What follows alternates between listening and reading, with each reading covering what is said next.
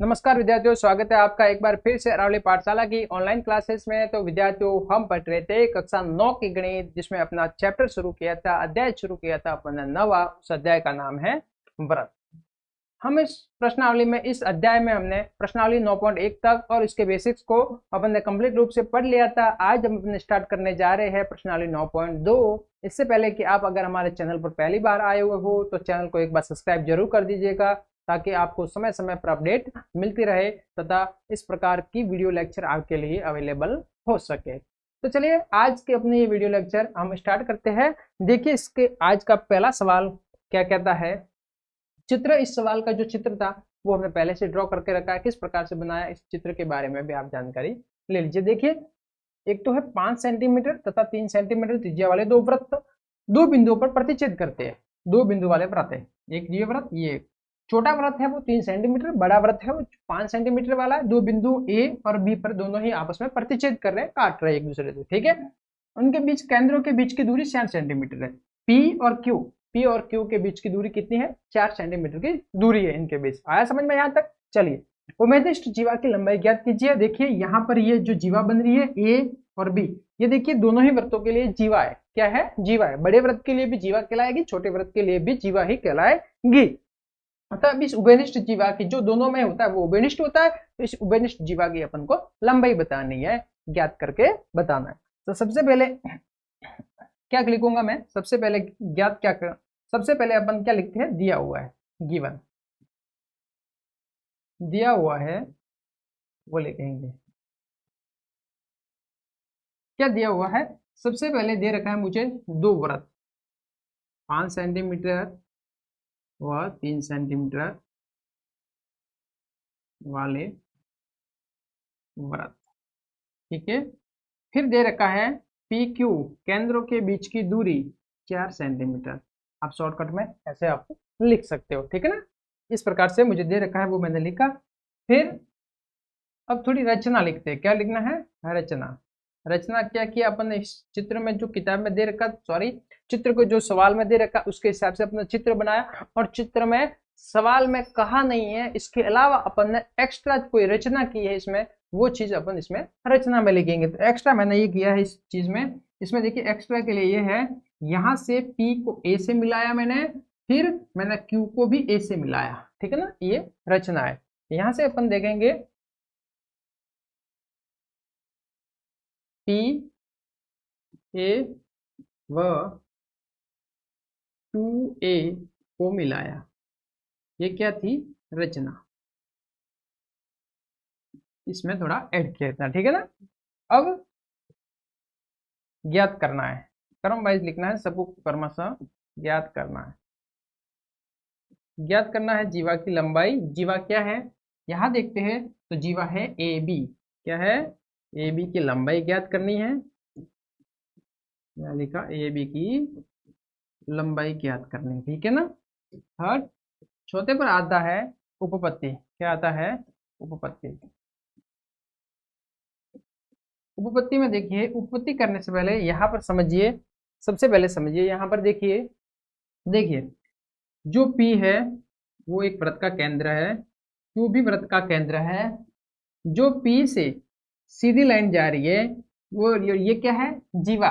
तो केंद्र से सीधी जीवा पर लंब होती है और वो जीवा को दो भागों में बांटती है। तो यहाँ से जो सीधी लाइन जाएगी ये क्या होगी? जीवा को दो बराबर भागों में बांट देगी। और यहाँ पर सीधी जाने वाली लाइन, यहाँ से केंद्र से सीधी जाने वाली लाइन 90 डिग्री का एंगल बनाती है। कितने का कोण बनाती है? 90 डिग्री का, ठीक है ना। और जीवा पर कैसी होती है? लंब होती है। यहाँ मैं बता दूं आपको, यहाँ अपन लिखेंगे सबसे पहले, ये कितने का है? 3 सेंटीमीटर का था। कितने का था? 3 का वृत्त था छोटा, बड़ा वाला वृत्त था मेरे पास 5 सेंटीमीटर का, ये बड़ा वाला वृत्त है, ठीक है ना। और ये केंद्र के बीच की दूरी थी, टोटल दूरी थी दोनों केंद्रों के बीच की 4 सेंटीमीटर। कितनी थी? 4 सेंटीमीटर। यहाँ तक कंसेप्ट क्लियर हुआ होगा, आपको अच्छे से समझ में आया होगा। छोटे वाले वृत्त की त्रिज्या 3 सेंटीमीटर थी, बड़े वाले वृत्त की त्रिज्या 5 सेंटीमीटर, केंद्र के बीच की दूरी थी 4 सेंटीमीटर। यहाँ से समझ में आ रहा है अच्छे से? देखिए चित्र को ध्यान से देखिएगा। देखिए P केंद्र से सीधी लाइन जाती है वो कल जीवा को दो भागों में बराबर बांट देती है। केंद्र से डाला गया लंब जीवा को दो समान भागों में बांट देता है। तो यहाँ पर देखिए, यहाँ एक्स्ट्रा अपन लिखेंगे पीएम। पीएम लंब है ए बी पर, ठीक है। क्यों है ये? केंद्र से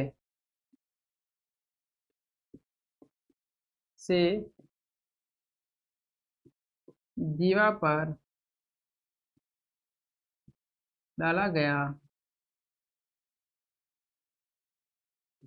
लंब जीवा को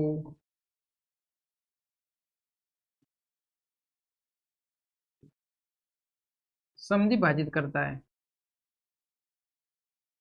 समद्विभाजित करता है, ये वाली लाइन आप जरूर लिख दीजिएगा इसमें ऐड करके, ठीक है ना। अगर पीएम, जो पीएम है ए बी पर सीधा लंब है, तो ए एम और बी एम आपस में बराबर हो जाएंगे। तो A M equal B M. यहां तक आपको कंसेप्ट अच्छे से समझ में आया होगा। चलिए ठीक है, यहां पर देखिए आगे बढ़ते हैं अपन। ठीक है, फिर देखिए ये जो त्रिभुज बन रहा है यहाँ पर ए पी एम, त्रिभुज बन रहा है, त्रिभुज ए पी एम में देखिए, यहां मैं मान रहा हूं कि जो देखिए ये पूरी है पी क्यू। पी क्यू कितनी है? 4 सेंटीमीटर है। तो मैंने पी एम बराबर माना एक्स, पी एम बराबर मानी मैंने एक्स। ये दूरी मैंने जो मानी है वो एक्स मानी। कितने मानी है? एक्स मानी है। तो मेरे पास एम क्यू कितनी आ जाएगी? इसके लिए एम क्यू बराबर आ जाएगी 4 माइनस एक्स। यहाँ समझ में आ रहा है आपको? पी की टोटल दूरी थी 4 सेंटीमीटर, इसको मैंने एक्स माना, ये हो जाएगी 4 माइनस एक्स हो जाएगी, ठीक है ना। तो ए पी एम में पाइथागोरस प्रमेय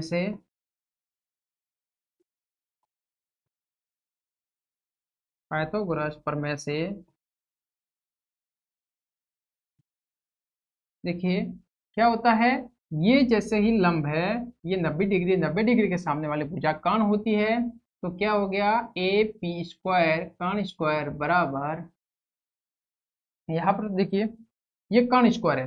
पाइथागोरस में प्रमेय में ये होता है कि कर्ण स्क्वायर बराबर होता है आधार स्क्वायर प्लस लंब स्क्वायर। तो यहाँ मैं देखता हूँ कि देखिए ये सामने 90 डिग्री के सामने वाली भुजा ये कर्ण हो जाएगी, और ये वाली भुजा लंब हो जाएगी, और ये वाली भुजा पी क्यू पी एम है वो आधार हो जाएगी।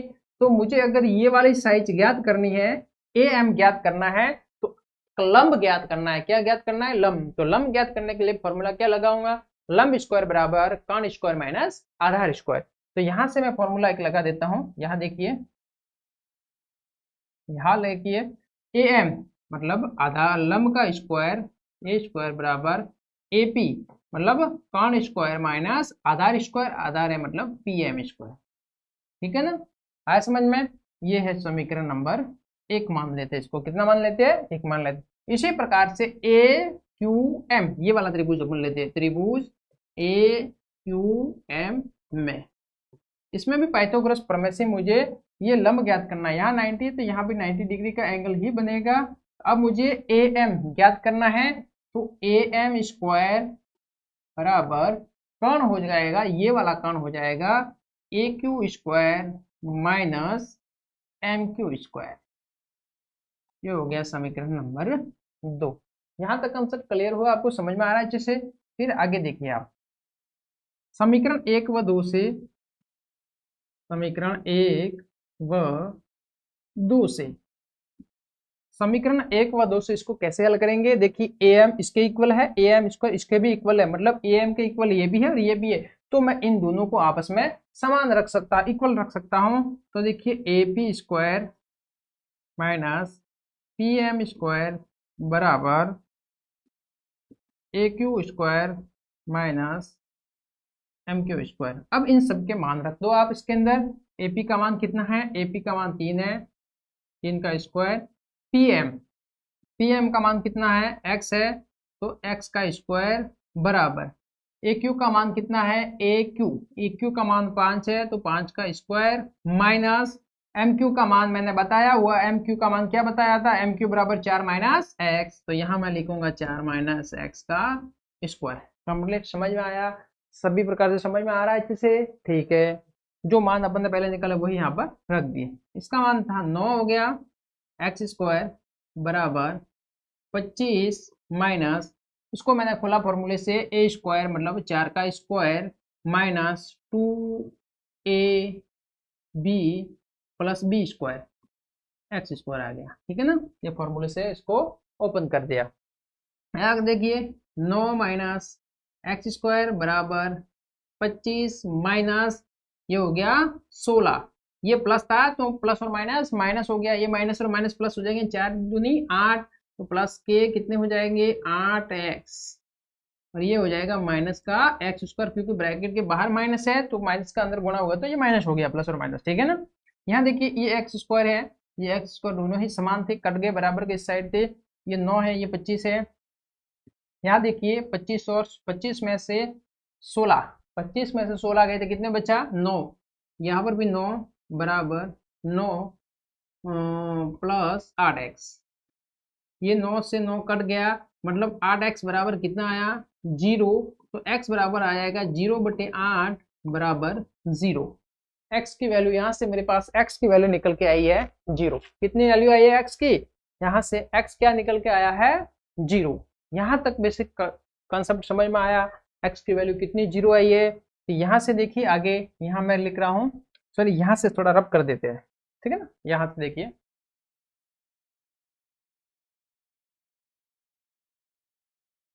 यहाँ, अब आगे देखिए कौन कौन सी दूरी चाहिए थी मुझे, पीएम, मेरे पास पीएम दूरी कितनी आई, पीएम का मान आया है 0, पीएम बराबर कितनी थी एक्स, मतलब ये कितना आया है 0, कितना आया है 0, तो एम क्यू बराबर होगा 4 सेंटीमीटर, कितना होगा एम क्यू बराबर 4 सेंटीमीटर, एम क्यू कितना होगा 4, 4 माइनस एक्स, तो 4 माइनस 0 4 हो गया। इससे समझ में आया है कि ये 0 है, ये 3 है, और ये आपको ज्ञात करना है, क्या ज्ञात करना है, ये वाली जो चीज है ये ज्ञात करनी है मुझे। यहाँ से दिख रहा है कंसेप्ट आपको अच्छे से समझ में आ रहा है। चलिए ये चीज जो का ज्ञात करना है तो मैं इससे ज्ञात कर लूंगा। देखिए सबसे पहले त्रिभुज ए, वापस आ जाइए त्रिभुज पर, ए पी एम में। अब मेरे पास देखिए ये वाली भुजा कितनी है 3 है, ये 0 है, और ये ज्ञात करनी है। तो क्या ज्ञात करना है मुझे, लंब ज्ञात करना है। क्या ज्ञात करना है, लंब ज्ञात करना है। ए एम स्क्वायर बराबर क्या आएगा, कान स्क्वायर मतलब 3 का स्क्वायर माइनस आधार स्क्वायर मतलब आधार का स्क्वायर।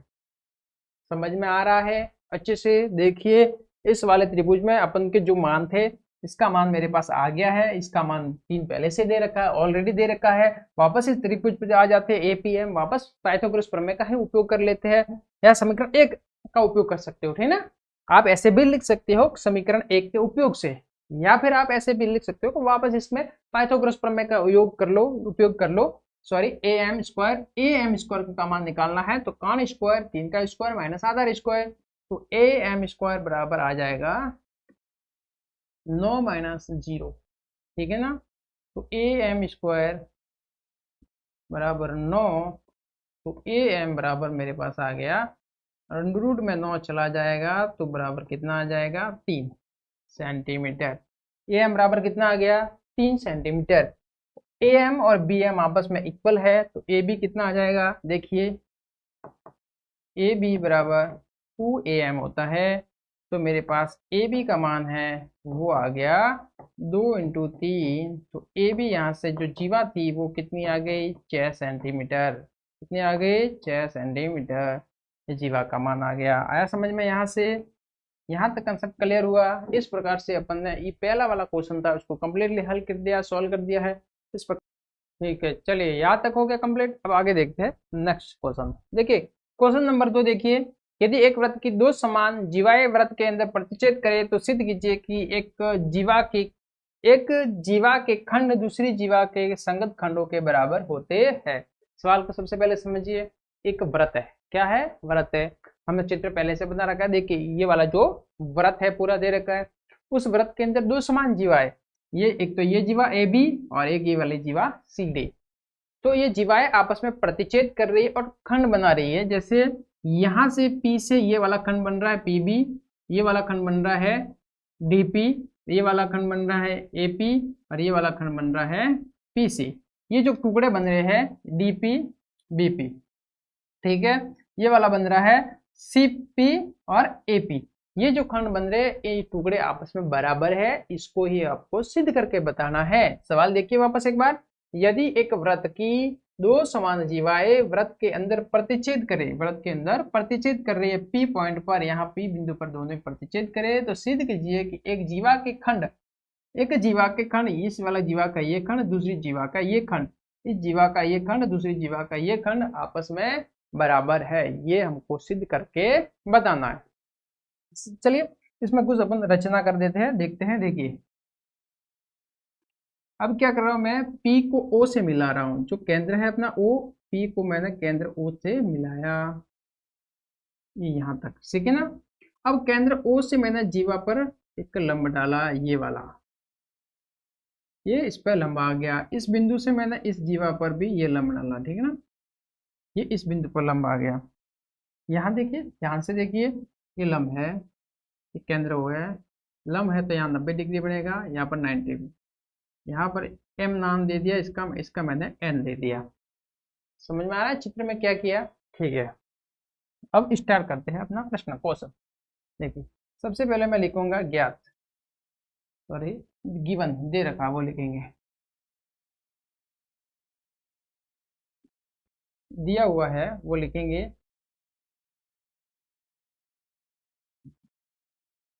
एक वृत्त, एक वृत्त जिसमें दो समान जीवाएं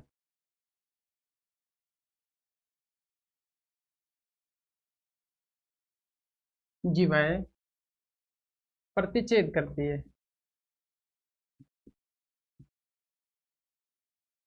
प्रतिच्छेद करती है, ठीक है। फिर आगे, आगे क्या लिखेंगे? रचना, एक्स्ट्रा क्या किया है वो लिखेंगे। एक्स्ट्रा में देखिए जो जीवा थी ए बी, उसके ऊपर लंब है ओ एम, ओ एम लंब है ए बी पर, तथा बी, सॉरी, तथा ओ एन, ओ एन लंब है सी डी पर, एवं क्या किया है, ओ को पी से मिलाया।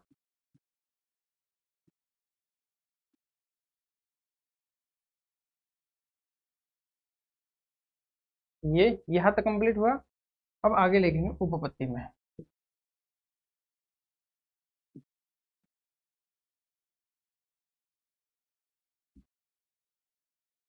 उपपत्ति में क्या लिखना है ये देखिए, यहाँ तक आपको अच्छे से समझ में आया? एक बार अच्छे से देख लो इसको, समझ लो इसको अच्छे से, फिर अपन आगे बढ़ते हैं, ठीक है ना। चलिए यहाँ तक कंसेप्ट क्लियर है, अच्छे से समझ में आ रहा है। चलिए आगे देखिए, उपपत्ति में यहाँ पर देखिए दो त्रिभुज बन रहे हैं मेरे पास, ओ एम पी, दो त्रिभुज बन रहे हैं, इधर से भी दो त्रिभुज है। देखिए दो त्रिभुज, एक तो ये वाला छोटा त्रिभुज O P M, O P M, ठीक है ना, ओ पी एम, ये वाला एक बन रहा है ओ पी एन, दो त्रिभुज बन रहे हैं, ठीक है ना। यहाँ मैं लिखूंगा ओ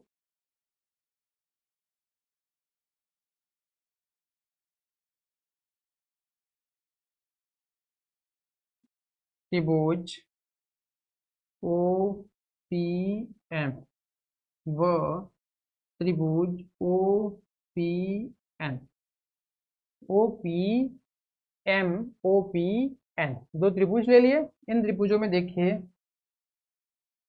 समान जीवाओं पर, एक तो यहाँ पर देखिए, यहाँ पर तो एक तो 90 डिग्री बन रहा है, एक बन रहा है ये वाली जो साइड है वो दोनों में उभयनिष्ठ है। इसमें देखिए ये केंद्र से एम, ओ एम दूरी देखिए आप, ओ एम और ओ एन दूरी देखिए, केंद्र से समान जीवा पर, दो समान जीवाएं है तो केंद्र से उसके ऊपर जो लंब डाला जाता है तो समान दूरी पर समान जीवाओं पर केंद्र से डाला गया लंब भी समान होता है। ठीक है ना। देखिए यहां मैं लिखूंगा O M equal O N. ठीक है ना। समान जीवा पर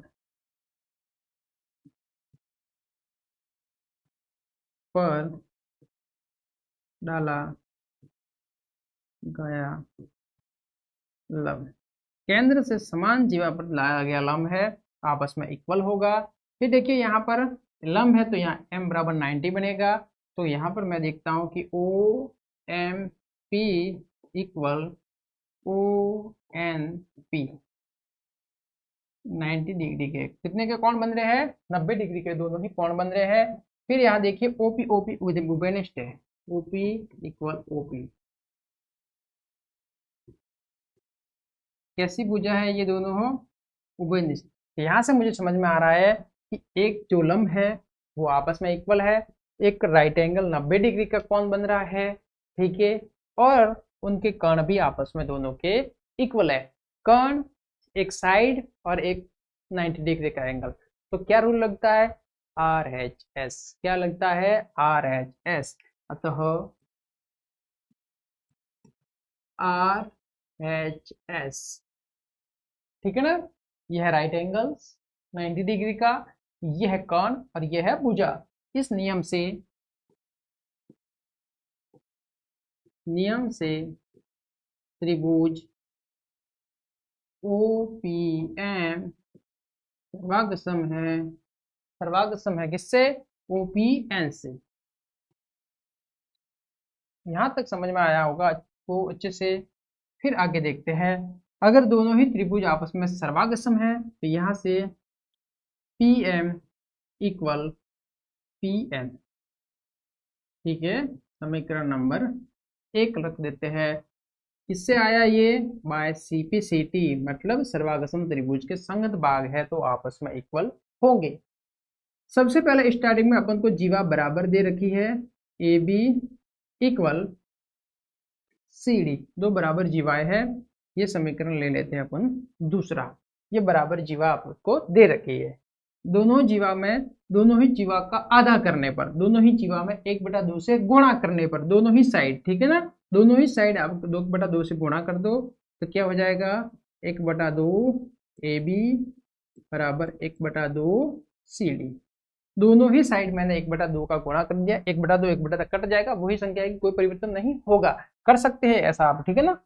1/2 1/2 कर दिया तो AB का 1/2, देखिए केंद्र से जो जीवा पर लंब डाला जाता है तो इस AB जीवा पर लंब है OM, OM केंद्र से डाला गया लंब है तो OM जीवा को दो समान भागों में बांट देगा, दो समान भागों में विभाजित कर देगा। तो दो समान भाग, एक तो AM हो जाएगा, एक BM हो जाएगा। तो देखिए इसका आधा करूंगा मैं, AB का आधा कर दिया तो क्या हो जाएगा, AM बराबर CD का आधा कर दिया मैंने, CD ये पूरा है इसका आधार, तो यहां से ये लंब आ रहा है तो लंब दो भागों में बांट देगा तो क्या हो जाएगा, CN। ये हो गया समीकरण नंबर 3। यहां तक आपको कैसा समझ में आया, यहाँ पर देखिए इसको आप अच्छे से समझिए, यहां तक आपको बढ़िया तरीके से समझ में आ रहा होगा, ठीक है ना। समझ में आया यहाँ तक कंप्लीटली, ठीक है। अब आगे लिखते हैं, देखिए आगे क्या लिखेंगे, देखिए यहाँ तक कंप्लीट होने के बाद यहाँ से ये यहाँ पर देखिए समीकरण 1 व 3 को जोड़ने पर, देखिए मुझे इक्वल क्या लाना है, मुझे इक्वल लाना है ये वाला भाग पूरा और ये वाला भाग पूरा आपस में इक्वल करना है, ये DP और ये वाला भाग आपस में इक्वल करना है। तो मैं समीकरण 1 और 3 को जोड़ रहा हूँ, 1 और 3 को जोड़ूंगा तो क्या आएगा, देखिए 1 और 3, देखिए समीकरण 1 का है PM है, PM बराबर के इस साइड है तो इस साइड के साथ जुड़ेगा तो इसमें प्लस AM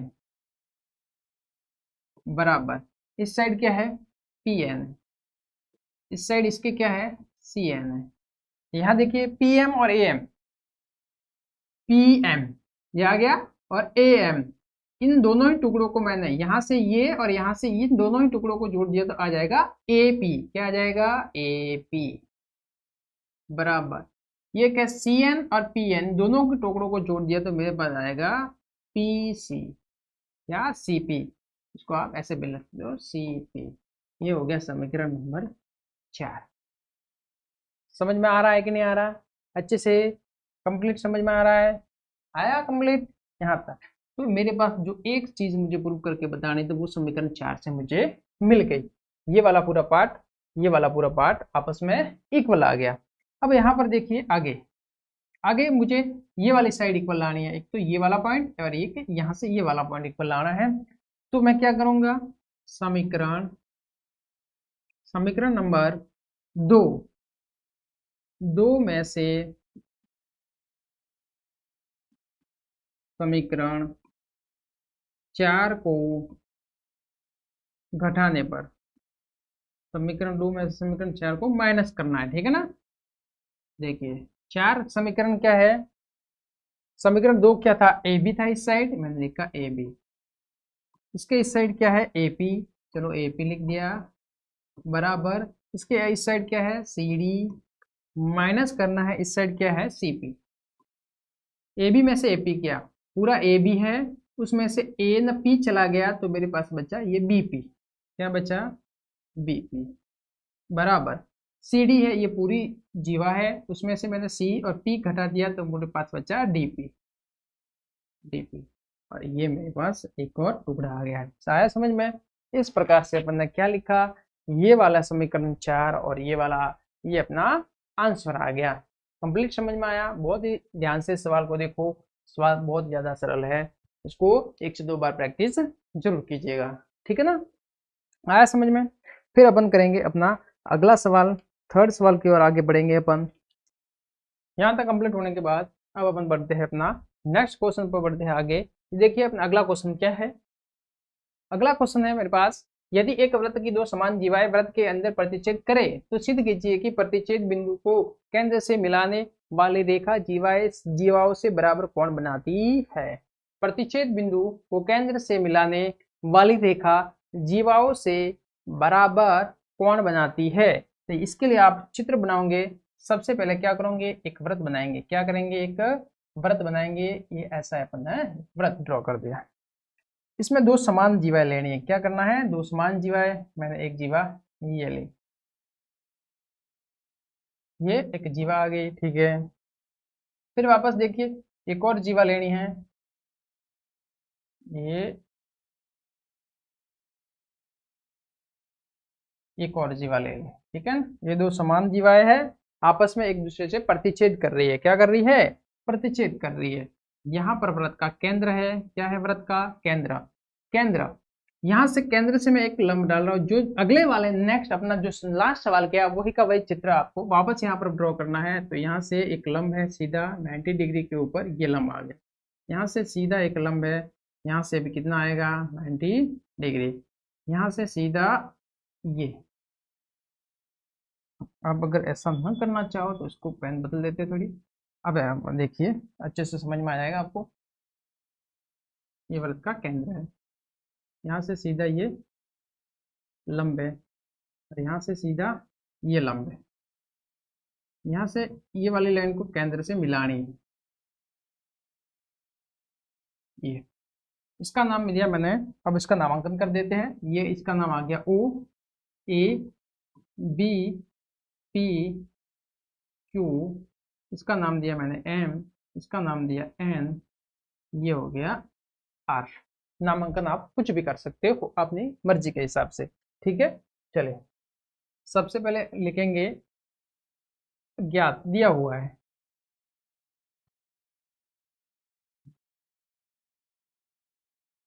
क्या दिया हुआ है। सबसे पहले दे रखा है एक वृत्त बना है, ठीक है, और जीवा A B equal P Q, जीवा समान मुझे दे रखी है। अब सेकंड स्टेप में लिखेंगे रचना। रचना क्या करना है वो लिखेंगे यहाँ पर। रचना देखिए, रचना में क्या किया मैंने, ओ को आर से मिलाया,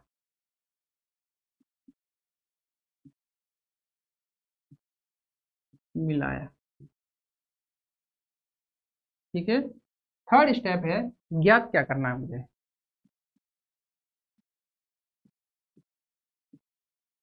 ज्ञात करना या सॉरी सिद्ध करना है। क्या करना है, आप सिद्ध करना भी इसको लिख सकते हो। क्या सिद्ध करना है, मुझे ये वाला कोण और ये वाला कोण बराबर सिद्ध करना है। कोण O R M, O R M बराबर कोण ओ आर एन, ये दोनों ही कोण बराबर सिद्ध करने हैं। इसके लिए थर्ड स्टेप, लास्ट वाला स्टेप आएगा उपपत्ति। क्या आएगा, उपपत्ति। ध्यान से सवाल को देखिएगा, एकदम सरल इजी सवाल है, आगे क्या वही सवाल करना है। इसमें लिए दो त्रिभुज बन रहे हैं ओ एम आर और ओ आर एन, ठीक है ना। तो त्रिभुज ओ एम आर व त्रिभुज ओ आर एन में, इन दोनों ही त्रिभुजों में आपको सर्वागसम सिद्ध करना है। तो यहाँ पर जीवा से डायरेक्ट, यहाँ पर केंद्र से जीवा पर लंब है, ये भी केंद्र से जीवा पर लंब है।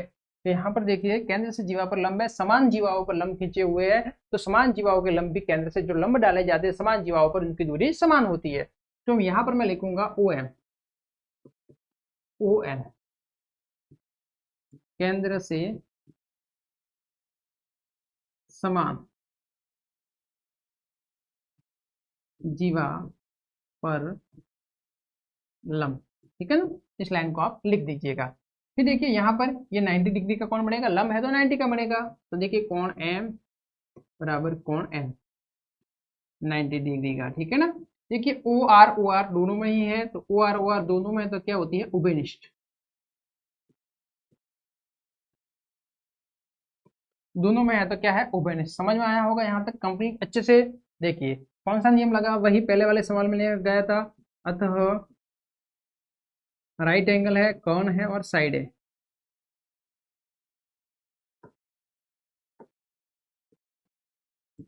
नियम से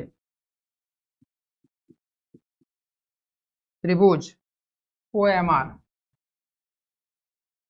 सर्वागसम है त्रिभुज O N R, complete O N R, ये भी आप लिख सकते हो। कंप्लीट हो गया, यहाँ तक समझ में आया। अतः